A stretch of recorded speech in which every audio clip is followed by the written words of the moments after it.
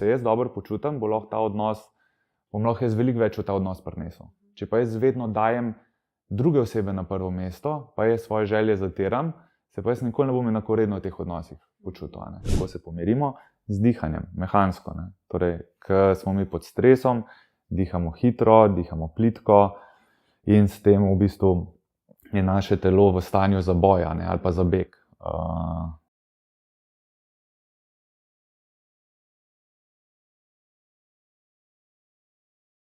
A bi lahko rekla, da je postavljanje osebnih mej na nek način egoistično? Ali smo egoisti? Ali je to nekaj, kar izhaja iz nas, se pravi, če delamo na sebi, da točno vemo, kje je zdaj meja? Ja, saj tudi beseda, kaj je egoistično, kaj ni, je to čisto neka subjektivna stvar. Zdaj, če gremo res v samo jedro, smo vsi egoistični. Vsi ravnamo tako, kot mi čutimo, da je najbolj za nas. Tudi če delamo nekaj, kar je dobro za druge, to delamo zato, ker se v tem dobro počutimo. Torej spet sledimo temu iz slabega počutja k boljšemu. In postavljanje osebnih mej, jaz mislim, da to ni en privilegij, ampak da je to dolžnost, ki ga imamo mi vsak do sebe.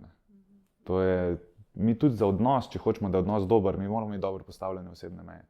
Ker če recimo bova mi dva imela neko interakcijo, v kateri se jaz ne bom dobro počutil, pa bom jaz to toleriral, pa ne bom meje postavil, ker mi je nelagodno, kaj bo to za ta odnos pomenilo? Mogoče sem se izognil trenutnemu nelagodju v tej najni dinamiki ta trenutek, ampak naslednjič, ko se bo videla, že ne bom tako sproščen v tem odnosu. Če bo ta moja meja še vedno kršena in jaz ne bom postavil, se bom jaz iz tega odnosa začel vedno bolj odmikati in bo ta odnos razpadel. Torej na nek način je bolj egoistično, da jaz ne postavim meje, kakor če bi jo. A bi poleg rekla, ko se začnejo v odnosi postaviti neke meje, se pravi, da nekoga omejujemo z nečim, da se pol odnos začne krhati, ko si rekel sam, da začne propadati ta odnos, ker nekomu je pa zdaj bila odvzeta tista, ne vem, svoboda na nek način. Zdaj, ja, tudi kakšen odnos bo razpadel zaradi tega. Ampak spet, ene stvari je dobro, da razpadejo. Zdaj, če nekdo posega v neko naše počutje, da se mi dobro ne počutimo, ob tem, a je zdaj ta odnos dober, da smo mi vedno, ko smo v interakciji z eno osebo, da se mi slabo tle počutimo.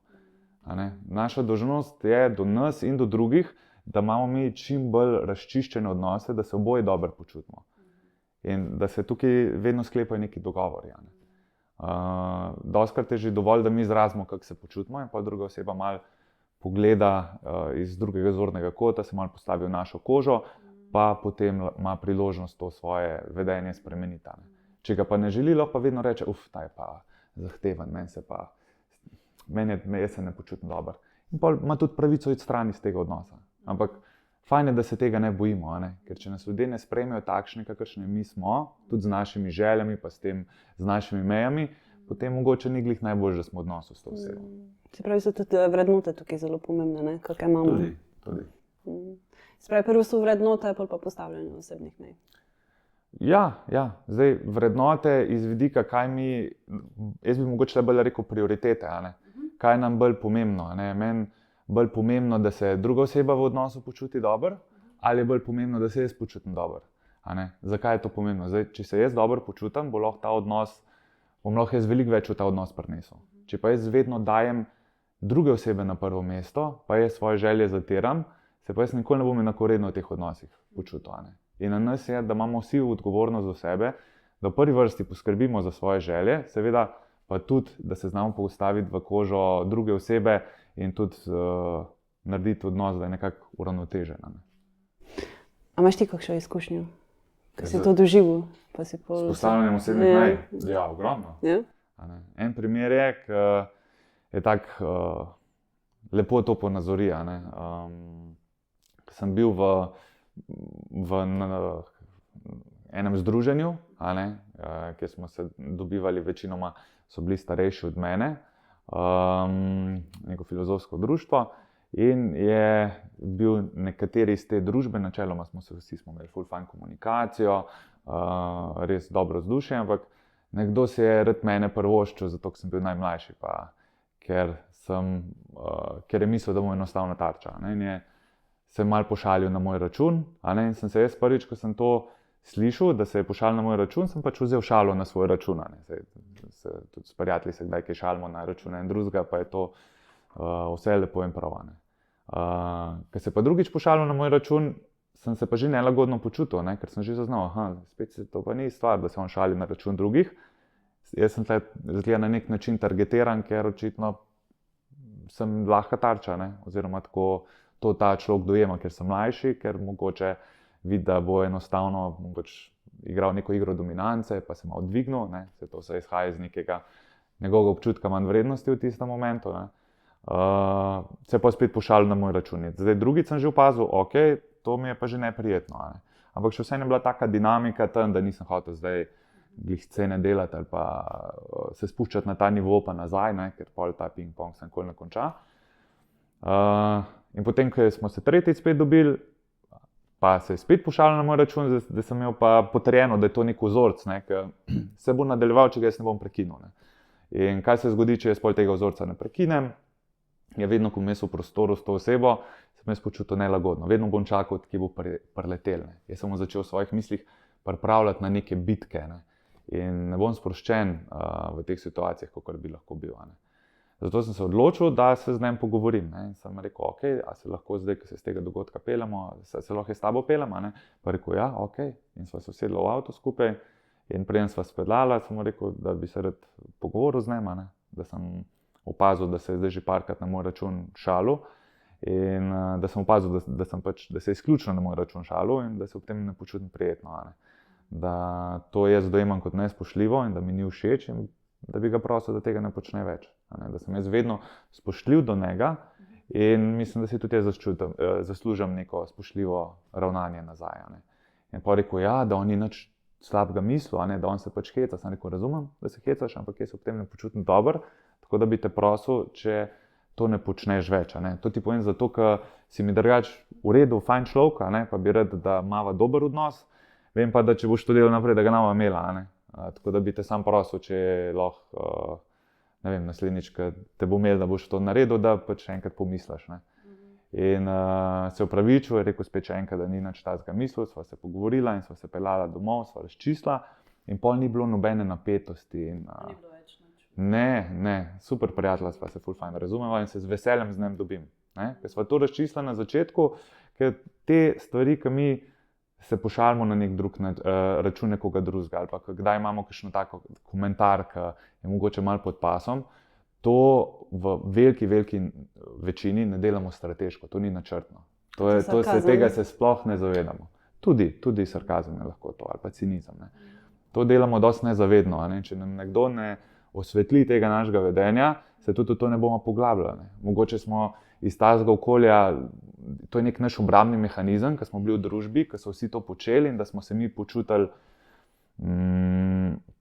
enakovredni, smo tudi mi to počeli, ne? Je pa to še vseeno neko vedenje, ki paše bolj v, ne vem, otroški vrtec ali pa neko šolsko igrišče, ki je to itak tekmovalnost, primerjanje, ne, igra moči, ki pa enkrat odrasteš, je pa fajn, da se te dinamike malo zavedaš, a ne, in da tudi druge opozarjaš, če se tako vedejo do tebe. Ok, to ti, ker mogoče si malo že naučen, v komunikaciji. Kaj pa ostali, mogoče, ki nimajo toliko veščin v komunikaciji? Ja, to je pa dolžnost vsakega posameznika, da se te veščine učimo, ne? A je dolžnost, da se učimo? Ja, jaz mislim, da je to dolžnost, ki ga imamo mi do sebe, a ne? Oziroma, zdaj, dolžnost je spet ena taka beseda, da mi to moramo, a ne? Nič nam ni treba, a ne, da nam pomote, absolutno nič, ampak fajn je, no. Jaz mislim, da je to bolj možnost, ki imamo vsi. Vsi imamo možnost, da te veščine razvijamo, vsi imamo možnost, da nadgradimo svoje znanje na tem področju, razumevanje sebe, razumevanje nekih medsebojnih odnosov in da si delamo odnose tako, da se dobro v njih počutimo, ne. Vsi imamo možnost prijeti roko knjige v roko, pa prebrati nekaj, pa se naučiti. Vsi imamo možnost kakšen tak podcast pogledati, vsi imamo možnost iti kakšen coachu, terapevtu, kakorkoli najdeti nek način, da si pomagamo na področjih, kjer smo mogoče šibkejši. Ok. Kako si pa lahko postavimo osebne meje? A je kakšna tehnika, vaja za to? Zdaj, ja, recimo ena od metod, ki jo tudi jaz imam na svojih delavnicah, a ne, je metoda 5 korakov, torej da postavljanje osebnih mej, ki se nam zdi tukaj ena grozna stvar, a ne, da je ta velik hrib, to veliko goro, ki je pred nami, ker takrat je občutek čist preveč intenziven, da bi mogoče to zmogli, da si ta velik korak razdelimo na 5 manjših. Torej, ko mi začutimo, da je naša osebna meja kršena v nekem odnosu, da nekdo nekaj reče, ki se mi ne počutimo lagodno, ali pa ko se kakšna zadeva zgodi, ki sproži neko nelagodje v nas, da imamo prvi korak, da se zavemo, da se počutimo nelagodno. Da rečemo, ok, se zdaj nelagodno počutim, kaj zdaj? Zdaj, naslednji korak je, ker vemo, da ko se mi nelagodno počutimo, da naši možgani to drugače funkcionirajo, je naslednji korak, da se mi pomirimo. Kako se pomirimo? Z dihanjem, mehansko. Torej, ko smo mi pod stresom, dihamo hitro, dihamo plitko in s tem v bistvu je naše telo v stanju za boj ali pa za beg. Kadar smo pa mi mirni, kadar se počutimo varne, pa dihamo globoko, dihamo počasi. In na tak način, ko mi poglobimo naš dih, recimo ena taka metoda, ki je enostavna za zapomnite, ta box breathing, 4 sekunde vdih, 4 sekunde zadržiš, 4 sekunde izdih, 4 sekunde zadržiš in tako naprej. In to parkrat obrneš, torej te 4 sekunde vdih, izdih. In med vdihom in izdihom tudi 4 sekunde pauze. In to 3-krat ponoviš in svoj živčni sistem že tako umiriš, da lažje bolj trezno razmisliš. In zdaj, ko si se malo umiril, je na tebi, da pretehtaš opcije. To je neka čustvena zrelost, bi temu rekla. To je vsaj del čustvene zrelosti, pa razvoja čustvene inteligence. Da ti tudi veš, kaj se s tvojim telesom dogaja, kaj si v kakšnih situacijah. In pol tretji korak, ti se vprašaš, ok, kaj se je zgodilo, malo poanaliziraš. In četrti korak se odločiš. Tretji korak, pregledal si opcije, v tej situaciji se ne počutim dobro, zdaj lahko ali to izrazim, povem, ali pa to povem kasneje.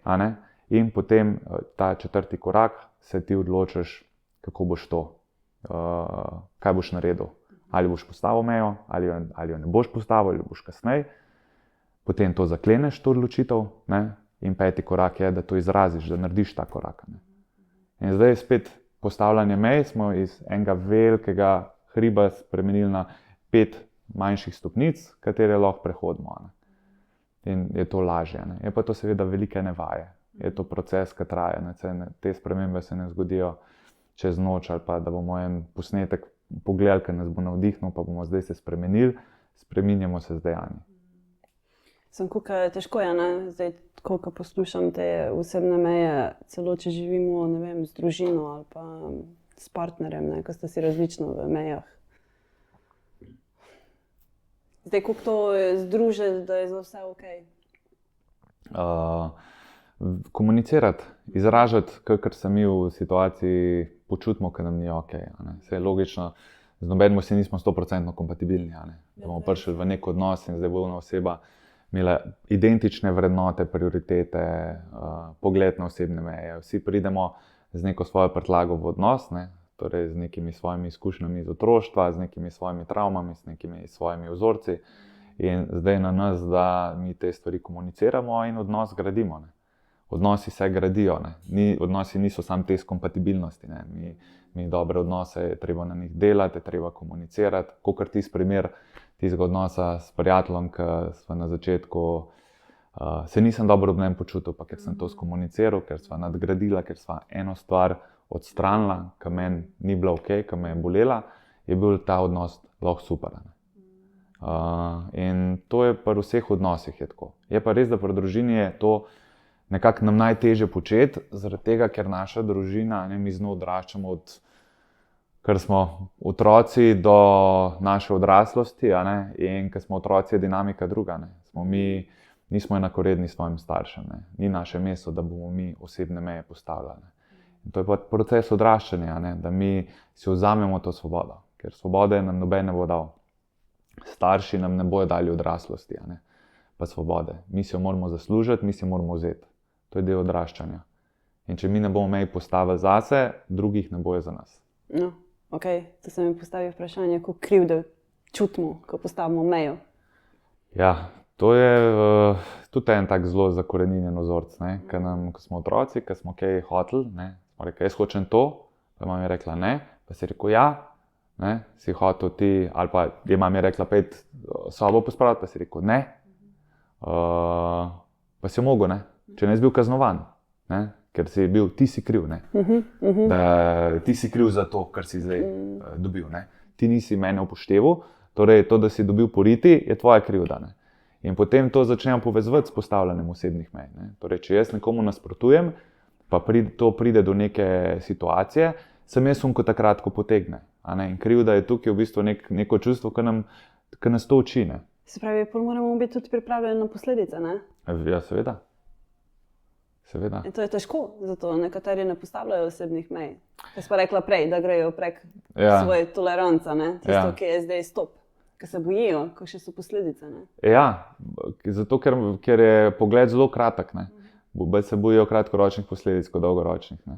Ker zdaj jaz se bojim trenutnega nelagodja, ampak kaj bo to za najin odnos pomenilo. Saj jaz, ko gledam osebno, jaz imam rajš, da se v trenutku soočam, pa grem čez to nelagodje, pa sem pa sproščen, kakor da se trenutnemu nelagodje ga zmanjšam, še vsem ga bom čutil, ker če bo nekdo kršil mojo osebno mejo, to bo in slabo vplivalo na mojo samozavest, ne? To bo slabo vplivalo na ta odnos, pa na to dinamiko. Ne?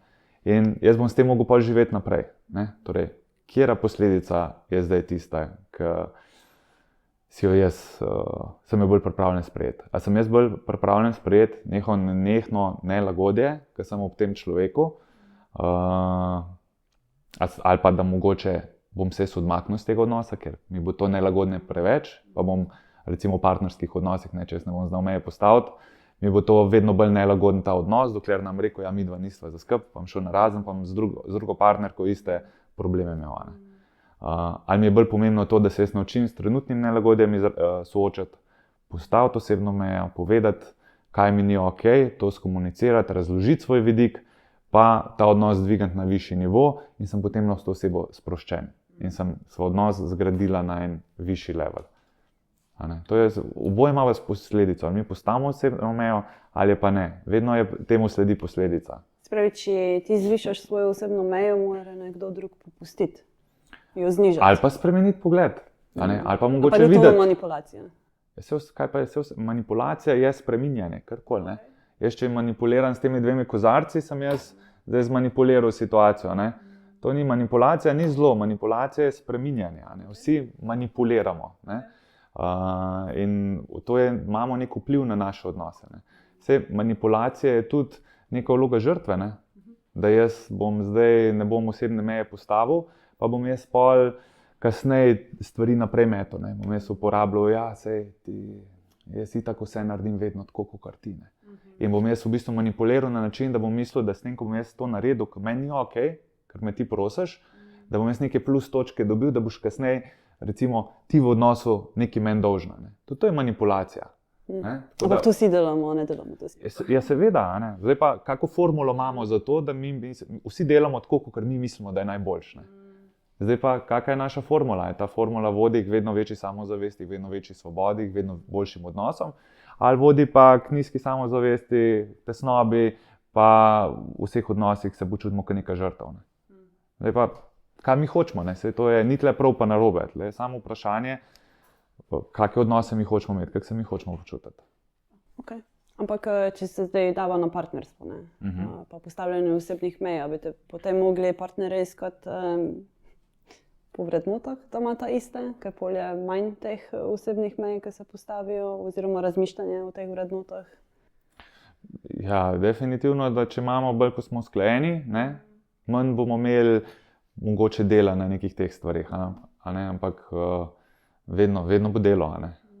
Globlje, ko greš, vedno nekaj najdeš, vedno je naslednji korak. Vsi to delo na sebi se nikoli ne konča. Eno zadevo rešiš, pride druga. Isto v odnosih. In seveda, če iščemo partnerja, nekoga, ki ima podobne vrednote, bomo veliko lažje te stvari tudi skomunicirali, veliko lažje bomo se uskladili glede osebnih mej, kakor nekoga, če bomo našli neko svoje čisto nasprotje iz vidika vrednot. Ja, samo moramo povedati, da se vrednote tudi spreminjajo. Tako da ni rečeno, da bo ta partner ostal isti. Definitivno. Ampak zdaj spet, mi hočemo dobiti nekoga, pa bomo se šli v vzgojo tega človeka, pa bomo ga skušali spremeniti tako, da bo nam v redu. Ali bomo probali najti nekoga, ki ga lahko sprejmemo takega, kakor je, pa te osebne meje malo zgledimo, pa komuniciramo in skupaj rasteva. Ja, sem velike tega, da hočejo spremenjati svoje partnerje. Ne? Ja. Pač meni nekaj ne ugaja, da je narediti tako, da je meni ok. Ne? Ja, odnosi se hitro pa spremenijo v neko igro moči. Ne? Ja, pa postavljanje teh mej, ki pač tako nekomu postaviš, kot sem že prej rekla, ne? Mejo se ta počuti pol ogroženo, lahko rečem, oziroma je bila odzeta ta svoboda, da zdaj ne more biti več on avtentičen in potem je ta, kar si rekel. Ja, je to pač na njemu, da se odločne, kaj hoče. Zdaj, jaz če vzamem nekomu svobodo, da vedno, ko se ujezi, da mi da eno plesko, pa rečem, to pa meni v redu, jaz pa takole pa to ne bo šlo več naprej, ne? Je to pač posegam v njegov način vedenja. Ne? Jaz vzamem to njegovo avtentičnost, ne? Oziroma to njegovo ego behavior, ki pride ven iz tega.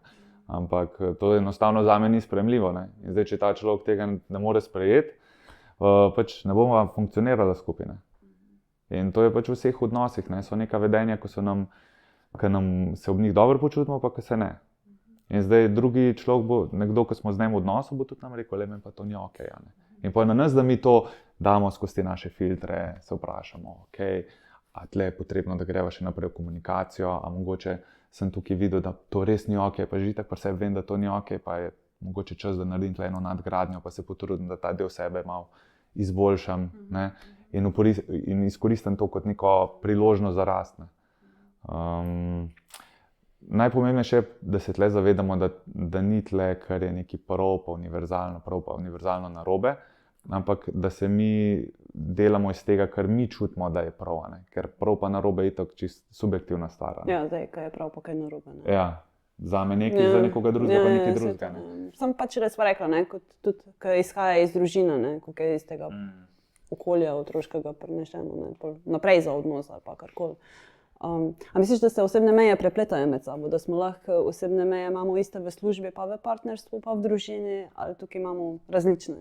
Ja, čisto odvisno, ne? Kako je. Zdaj, seveda, v službi imamo verjetno lahko drugačno nalogo, drugačno funkcijo, drugačno vlogo, ne? In temu primerno tudi prilagodimo svoje osebne meje. Ne? Mogoče smo v službi nekdo, ki dela, rešuje reklamacije. Ne? Moramo ravnati zelo tehnično, ne? Pa se poglobiti v dejstva, pa pogledati stvari, kako stojijo, kje so bile napake narejene. Ne? Iti korak za korakom, pa se bolj fokusirati na proces. Medtem ko v odnosu doma je pa verjetno fajn, da imamo tudi malo več te empatije, ne, do svojega partnerja, pa se tudi zavedati, da mogoče mi nismo tisti, ki skozi vedno določa, čez katere korake moramo iti, torej kaj se je prav naredilo, pa kaj se je narobe. Ne. Je bolj ta prav narobe ni toliko določen, a ne. Je treba več komunicirati, se več pogajati. Medtem ko v službi imamo mogoče točno določene korake strani sistema, ki je postavljen že, ne? In jih moramo upoštevati in temu primerno prilagoditi neke svoje meje v komunikaciji. Okay. Katere so pa tiste najpogostejše meje, ki jih postavimo v partnerstvu? Jaz mislim, da definitivno glede same komunikacije pa nekega, lahko je to, ne vem, organizacija. Ne? Okay. Zdaj, če pride do povzdigovanja glasu, ne? Da se tam neka meja postavi. Ne? Če pride do kakšnih žaljivk, da se tam neka meja postavi, ali pa če pride do nasilja, da se tam meja postavi. Ne? Zdaj spet, vse, kar je za nas nekaj sprejemljivo, pa kar ni. Zame recimo drete ni sprejemljivo, zame žaljivke pa nasilje, to so vse nesprejemljive stvari. Ne? In tukaj je ničelna toleranca. Ne? Za nekoga drugega ni, za nekoga drugega je to bolj sprejemljivo. Ne? Ker mogoče tudi sami tako na tak način bolj funkcionirajo in so glede tega s partnerjem usklajeni. Ali pa recimo zame meni je pomembno, da so stvari pospravljene, za nekoga pa mogoče ni. In zdaj, ko prijeva dva taka odnos, je na nama, da skomunicirava in da najdemo nek način, nek dogovor, ki bo obema ok, ne da se sam boriva en proti drugemu. Da jaz tudi, ko povem, zakaj je meni to pomembno, da jaz izrazim, zakaj je meni to pomembno. Zakaj, kako se jaz počutam, ko stopam v čist prostor, pa kako se počutam, ko stopam, pa vse po tleh leži, pa vse svinjsko. Kaj to pomeni, kako to vpliva na moj fokus, na moje počutje, a ne? Zakaj se je želim imeti tako pa tako. Veliko ene komunikacije v odnosih. Ne? In to se mi zdi, da glede neke organizacije odnosa, glede nekih takih dogovorov, da tukaj se veliko enih mej postavlja. No, res je. Kjer bi pa bila tako univerzalna meja, ki bi mogla veljati za vse? Jaz mislim, da ničelna toleranca do nasilja, definitivno. Ne. To je neka univerzalna meja. Da to je res tista rdeča zastava, ki je treba urad mejo postaviti. Ne. In če se ta meja ne upošteva, ukrepati. Ne. Kakorkoli se mi mislimo, da je najboljša. Ne. Oziroma mogoče se tudi s kom posvetovati, ki pomaga na tem področju. Ne. Ja, spravi te ljudje tudi, ki živijo v ustrahovanju oziroma ki so podvrženi tem nasilju, lahko je psihično, karkoli za nasilje. Ponavadi težje postavljajo svoje osebne meje, ne? Ja, pa problem je tudi, ker dostikrat te stvari tako počasi razvijajo. Ne. In pol pustimo eno majhno stvar, pa pustimo pol malo več, pa se ni tako mislil, pa se me marata, ne. In pol se te stvari si v bistvu mi upravičujemo svojega partnerja, zato ker imamo tle spet, vedno dajemo na vago v odnosih, ne, stvari, ko so nam všeč, ne, torej ljubezen, navezanost, neko skupno življenje, naša ideja, kako hočemo, da se življenje razvija, pa ne vem, to naše partnerstvo, pa stvari, ki nam niso okej, ne, torej ta drek, ko smo ga mi pripravljeni pojesti, ne. In ko enkrat to prevaga, takrat smo mi pripravljeni neko spremembo narediti, ampak dostikrat se začne to z majhnimi stvarmi in to upravičujemo, in pol smo pri sebi, če sem ti se upravičil, bom tudi to, ne.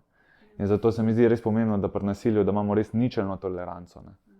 To pomeni absolutno nič, ne.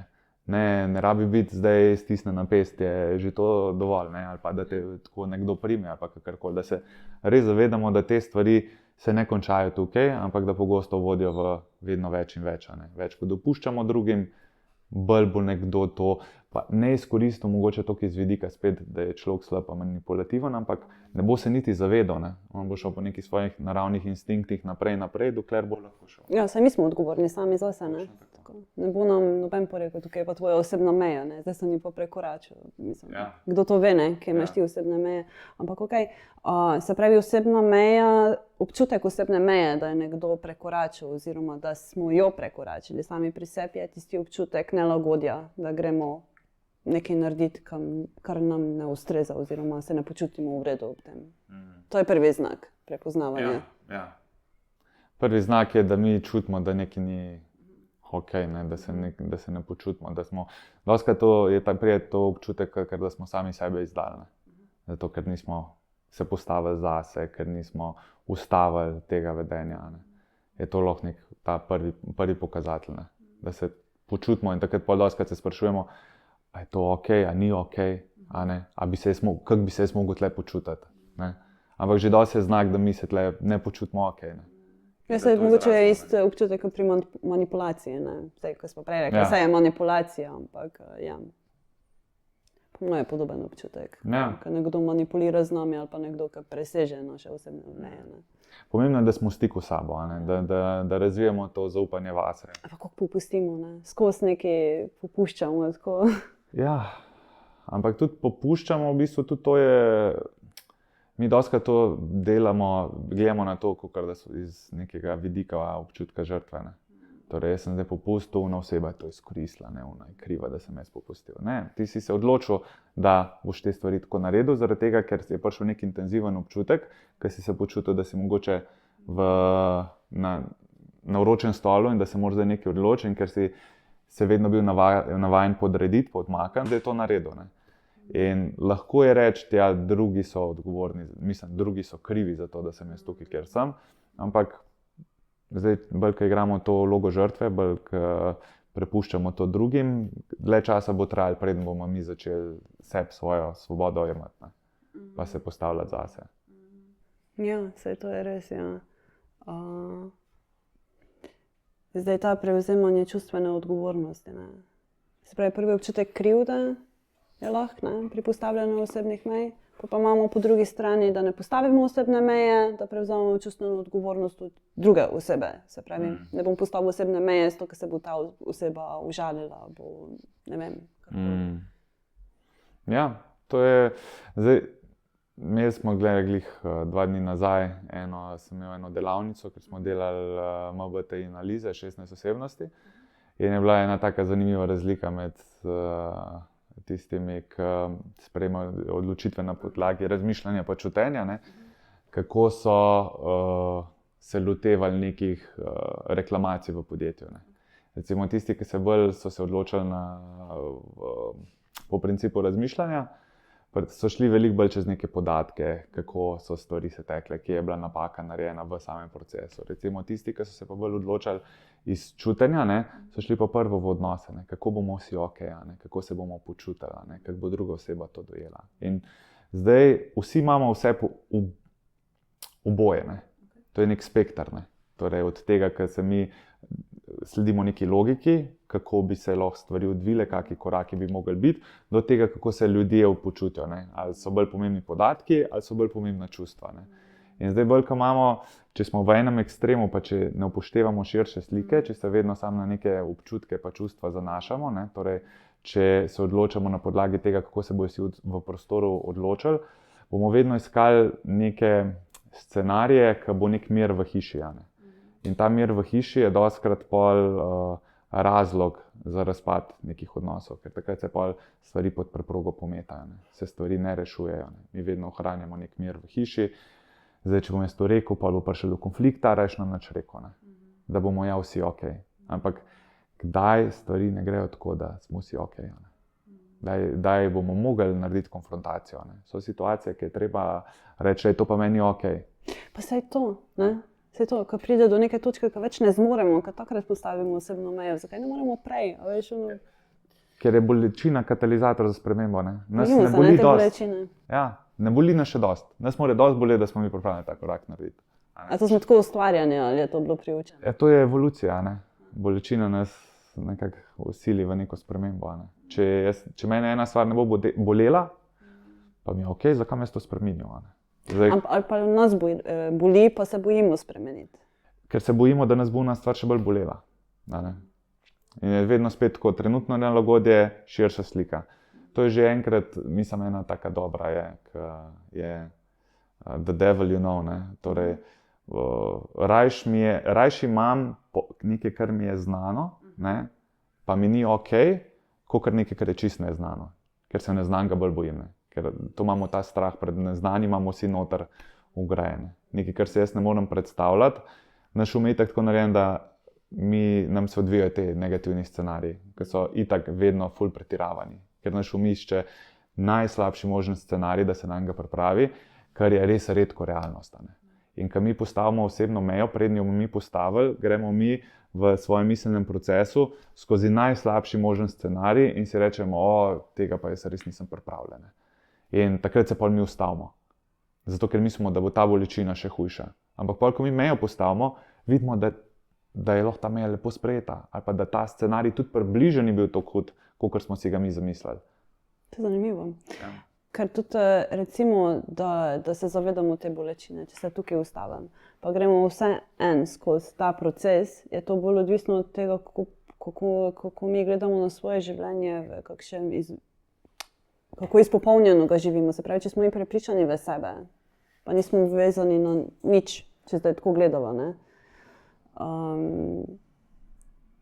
Pol je lažje, ne, postaviti osebno mejo, ker... Definitivno. Manjka si ti navezanost, je ena taka stvar, ki je lahko tudi naša kletka, ne. Bolj, ker sem jaz navezan, da jaz nekaj rabim v svojem življenju, teže bom jaz kakršnokoli tveganje vnesel, da se te stvari ne bojo nadaljevale tako, kot so šle do zdaj, ne. Torej, če mene skrbi, da se bo ta odnos zaostril, kar nas večinoma skrbi, zaradi tega, ker imamo spet, ko sva pregovorila, izkušnje iz otroštva, da smo mi nekaj nismo upoštevali, je sledila kazen, pa še večja kazen in so se stvari zaostrovale, ne.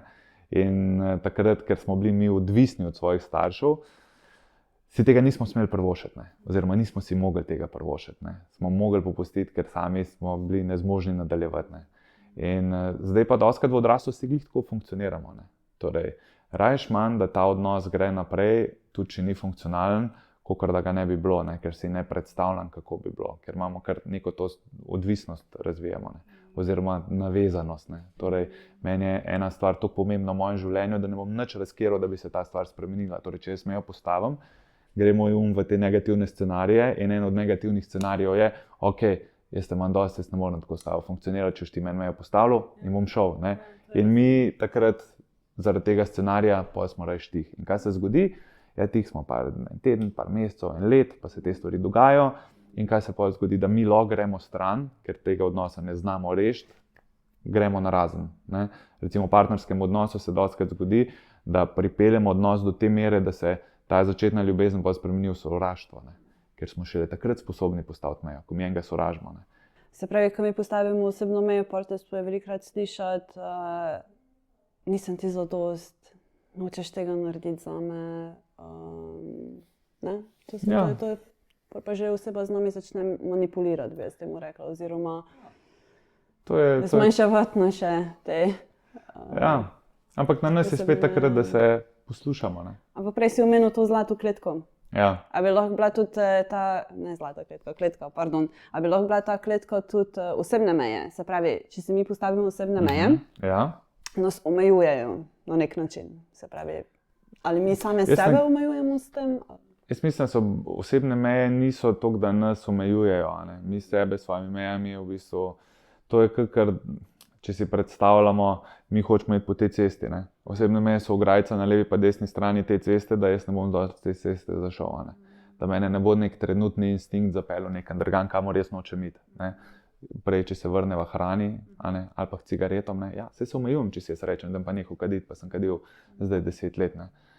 Pač se omejim, ne? Si postavim mejo, ampak mejo sem si postavil z razlogom, ker nočem tega vedenja več nadaljevati, ker vem, da mi, če gledam širšo sliko, škoduje. Ne? Ampak v trenutku se pa jaz omejim, ker v trenutku, zdaj, ko sem jaz nervozen in je to način, s katerim jaz se soočam s stresom, jaz zdaj te opcije nimam in to dojemam kot, ok, jaz sem se zdaj omejil z mejo. Ne? Ampak ja, ampak sem si jo sam postavil. Kaj pa one trdoglave meje, ki si jih postavimo, ne vem, tako pa zdaj mora biti, ko imam jaz prav. Aha, iz principa. Ja, iz principa in to vlečemo v nedogled. Ja, to je pa drugo, ne. Tle je pa ego v igri, ne. To je pa spet neka vloga žrtve, ne. Ampak je verjetno občutek drugačen, ne? Ja, mi dostikrat imamo to občutek, da se v bistvu sami sebe opolnomočimo s tem, ne. Ampak zdaj spet, lahko gremo, mi smo lahko buldožer, mi smo lahko tepih, lahko smo buldožer, ne. Oboje sta vloge, ki si jih lahko izberemo igrati, ne.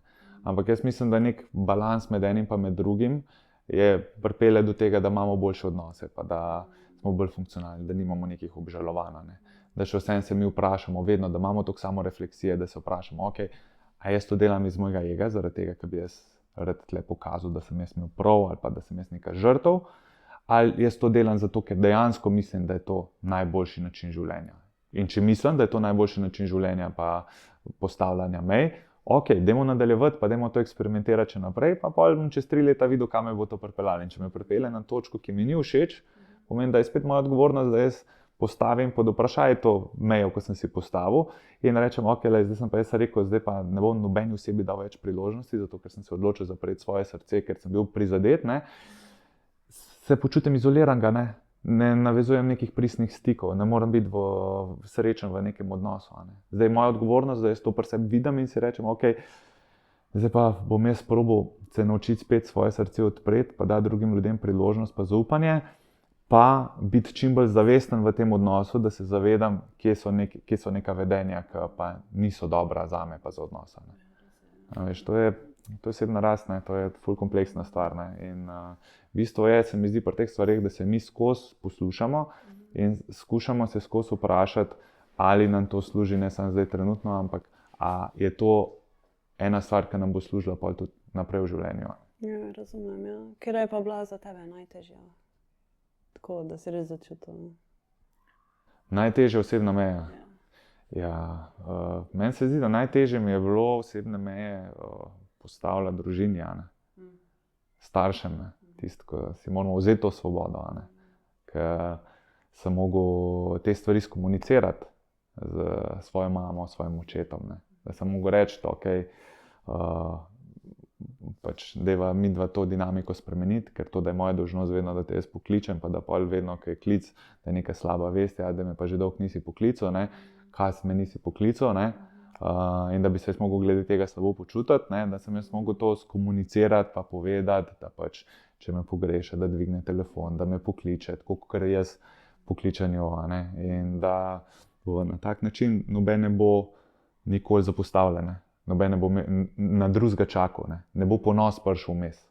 Bova oba enakovredna zrela posameznika, ki se boste slišala po telefonu, kadar boste hotla. Ne da bova čakala na en. In kakšen je bil odziv? Ja, je bil odpor, ker noben teh mej ne, ker sploh naša družina, to je nek tak zavozlan vozu in ko mi hočemo eno mejo postaviti, spreminjamo to družinsko dinamiko. V družini se dostikrat tudi igra moči igra. Starši imajo le neko avtoriteto nad nami, ko smo mi otroci. In naša dolžnost je, da do nas in do naših staršev, če hočemo imeti zdrav odnos, da se naučimo te meje postaviti. Ker če mi teh mej ne bomo postavili, bomo večni otrok v odnosu, mi pa nočemo biti večni otrok v odnosu. Kdaj pa lahko damo otroku to svobodo, da začne postavljati osebne meje? Mi ne damo otroku te svobode. Otrok, ko hoče odrasti, si mora to vzeti. Ker mi mu je ne bomo dali. Noben, mislim, zelo redek starš je toliko zrel, da bo rekel otroku, veš kaj, da si pa ti dostar, da pa ne rabiš mene več poslušati, da pa ne rabiš več to narediti, kar jaz hočem od tebe. Tlej ego še vse avtoritete ne bo spustil. Ne bo spustil te moči, ki je ima nad otroci. Pa seveda bo si to upravičil, ker se jaz otroku želim dober, jaz vem, kaj je dober za njega. Ampak otrok, ko hoče postati odrasel, je njegova dolžnost, da se on odloči, da postavi meje, da se on odloči, kakšne odnose hoče. Ampak velikokrat slišimo, da postavljanje teh osebnih mej daje otroku neko varnost, se pravi to čutenje varnosti, da ga starši nadzorujejo na nek način, če lahko tako rečeva, da se mu kaj ne zgodi, da ne bo trpel itd. Po drugi strani ga pa omejujemo. Ja, definitivno. Zdaj pa spet, koliko časa mi hočemo biti odvisni od svojih staršev. To je to naša stvar. Eni otroci, oni bojo pri 60 letih, jih bo skrbeli, kaj bo ati rekel. Pa je njegov oče star 80 let, on je star 60 let, pa še vedno ga je strah mnenja očeta, še vedno se skuša narediti vtis na svojega očeta.